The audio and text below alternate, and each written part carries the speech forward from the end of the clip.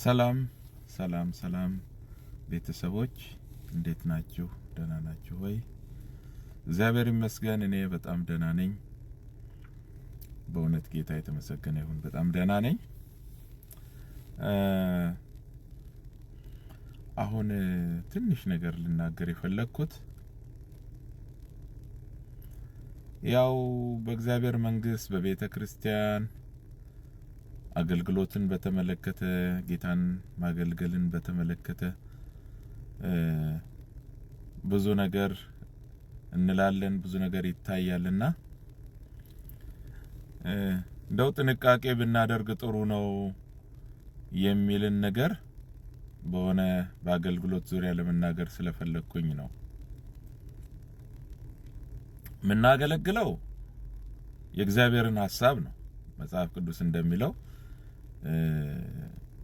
ሰዎች የሚያገለግሉት የእግዚአብሔርን ሐሳብም ሆነ አልሆነ ሁሉም እንደ ስራው ይቀበላል፣ ዋጋውን ይቀበላል እና ሰው የዘራውን ያንኑ መልሶ ማጨዱ አይቀርምና መጽሐፍ ቅዱስ እንደሚነግረን ማለት ነው። ግን እኔ የምለው ስናገለግል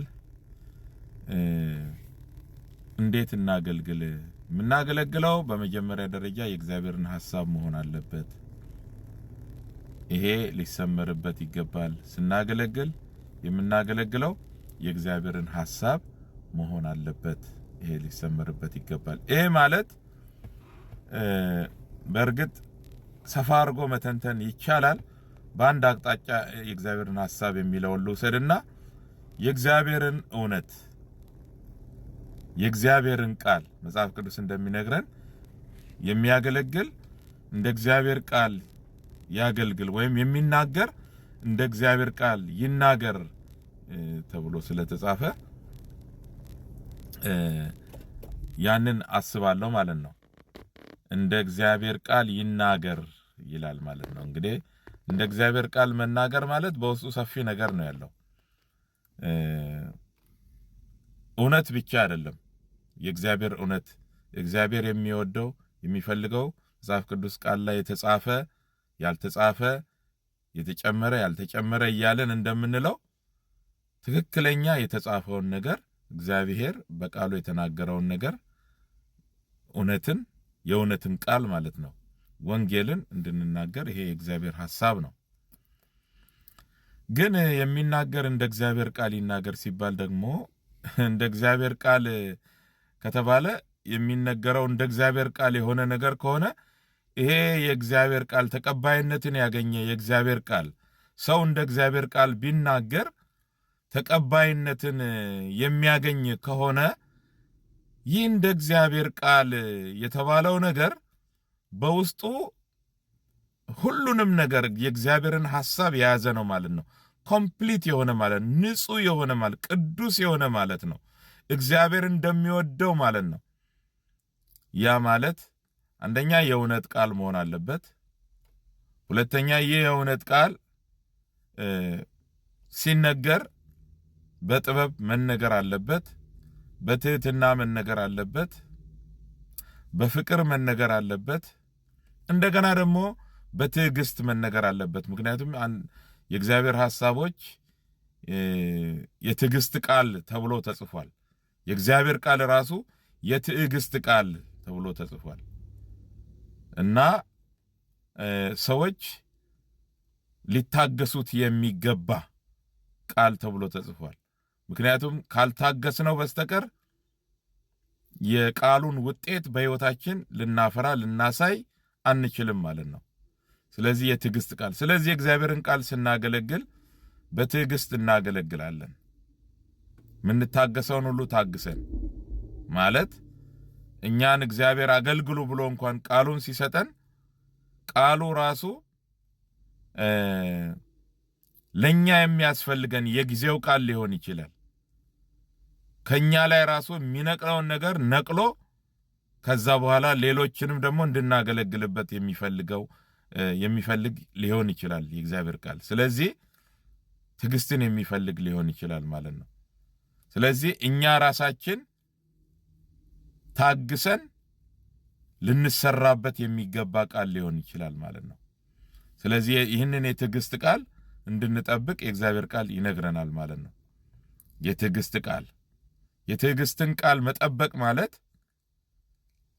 ትዕግስትን ለሚጠይቀው የእግዚአብሔር ቃል ትዕግስትን እያሳዩ ታግሶ የእግዚአብሔርን ቃል መቀበል ማለት ነው። እንዳንታገሰው ቃሉን የሚያደርጉ ነገሮች ስላሉ ማለት ነው። የሥጋ ነገር አለ። በተለይ የሥጋ ነገር፣ በተለይ የምቾት ነገር፣ የተድላ ነገር፣ ብዙ ነገሮች አሉ ማለት ነው። እነዛ ተድላ የተባሉ ምቾት የተባሉ ነገሮች በሙሉ የእግዚአብሔር ቃል ሲነገር፣ እውነተኛው የእግዚአብሔር ቃል ሲመጣ ምቾት የሚነሳን አይነት ሆኖ ከተገኘብን እነዛ ምቾቶች፣ እነዛ ተድላዎች በሙሉ ከእግዚአብሔር አይደሉም፣ ከሥጋ ናቸው ማለት ነው። በአጠቃላይ እግዚአብሔር ሐሳብ አይደሉም ማለት ነው። እና እግዚአብሔር ሐሳብ እያለ ሌላ ምቾት እንዴት ልንፈልግ እንችላለን? ስለዚህ ትክክለኛው የእግዚአብሔር ቃል ነው ማለት ነው። እና ከዚህም የተነሳ የትዕግስትን ቃል መጠበቅ አለብን ማለት ነው። የትዕግስትን ቃል ማስተናገድ አለብን ማለት ነው።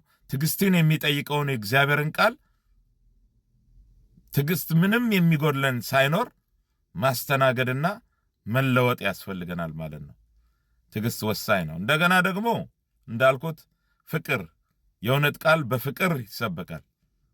ማንኛውም ነገር ፍቅር የሌለው ነገር በእናንተ ዘንድ ሁሉ በፍቅር ይሁን ተብሎ ስለተጻፈ ፍቅር የሌለው ነገር በሙሉ ከንቱ ነው። ስለዚህ የእግዚአብሔርም ቃል የእውነትን ቃል ስንናገር ይሄ ማንም እንደ እግዚአብሔር የሚናገር ቢኖር እንደ እግዚአብሔር ቃል ይናገር ሲባል እንደ እግዚአብሔር ቃል በፍቅር ስንናገር እሱን የዛን ጊዜ እንደ እግዚአብሔር ቃል ተናግረናል ይባላል። ስለዚህ በአጠቃላይ በጥበብ የእግዚአብሔርን ሐሳብ በጥበብ ምክንያቱም ዓላማችን ወይም ደግሞ የእግዚአብሔር ዓላማችን ነው ብለን ካልን የሚመጣው የእግዚአብሔር ቃል ሄዶ ግቡን እንዲመታ ስለሚያስፈልግ ጥበብ ሊፈልግ ይችላል ማለት ነው። ጥበብ ከጎደለን መጽሐፍ ቅዱስ ቤት በጥበብ ይሰራል ይላል። ስለዚህ በእግዚአብሔር ቃል የሰው ሕይወት ነው የሚሰራው። የእግዚአብሔር ቃል ሕያው ነው የሚሰራ ነው የሌለ። ስለዚህ ቤት እንኳን በጥበብ የሚሰራ ከሆነ የሰውም ሕይወት በጥበብ ነው የሚሰራው፣ በእግዚአብሔር ጥበብ። ታዲያ ለምን ጥበብ ያስፈልጋል? ስለዚህ እነዚህ ነገሮች በጣም ወሳኝ ነገሮች ናቸው። ትህትና በጣም ወሳኝ ነው። ሂዩሚሊቲ ማለት ነው። ሀምብል መሆን አለብን። ትህትና ማለት ራስን ዝቅ ማድረግ፣ ራስን ማዋረድ ማለት ነው። ያ ማለት ለኃይለኛው እግዚአብሔር መገዛት ማለት ነው። ትህትና ከኃይለኛው ከእግዚአብሔር እጅ በታች ራስን ማዋረድ ማለት ነው። ዝቅ ማድረግ ማለት ነው። ለእሱ ራሳችንን ዝቅ ስናደርግ በሰዎችም ዘንድ ትሑት ሆነን ነው የምንገኘው። በአጭር ቃል ለዛውም እውነተኛውን ትህትና። ብዙ አስመሳይ የሆኑ ትህትናዎች አሉ። ይሄ ጎንበስ ቀና የሚባል ውስጥ ሌላ ውጭ ሌላ፣ እሱ አይደለም። በእግዚአብሔር ፊት በእግዚአብሔር እጅ ከኃይለኛው እግዚአብሔር እጅ በታች ራሳችንን ካዋረድን፣ ከተሸነፍን፣ ለእግዚአብሔር ኃይል ከተሸነፍን፣ ለእግዚአብሔር ቃል ከተሸነፍን ራሳችንን አዋርደናል። ስለዚህ ይህ ትህትና ነው። ይህ ትህትና ደግሞ በሰዎች ዘንድም ራሱ ሲገለጥ እውነተኛ ትህትና ነው ማለት ነው። ይሄ ወሳኝ ነው ማለት ነው። እና እነዚህን ነገሮች ብንይዝ ስናገለግል የእግዚአብሔርን ቃል እውቀቱ እውነቱ መኖር አለበት። የእውነት ቃል ነው የምንናገረው። እንደገና በፍቅር ነው፣ በትህትና ነው። እነዚህ ሁሉ መኖር አለባቸው። አሁን ስመለከት እኔ ሳይ በጣም ብዙ የሚያስፈሩ ነገሮች አሉ። ትህትና አታዩም፣ በአብዛኛው ጥበብ አታዩም፣ ፍቅር አታዩም። ምናልባት እውቀቱ ሊኖር ይችላል። የእውነት ወንጌል የእውነት ቃል ሊሆን ይችላል። ግን ያ የእውነት ቃል በእነዚህ ካልተቀመመ፣ በጸጋ፣ በጥበብ፣ በትህትና፣ በፍቅር፣ በትዕግስት በእነዚህ ነገሮች ካልተቀመመ ምንም ዋጋ አይኖረውም ማለት ነው። ስለዚህ ለእኛም አይጠቅምም፣ ለሌሎችም አይጠቅምም ማለት ነው። ጌታ ይባርክ።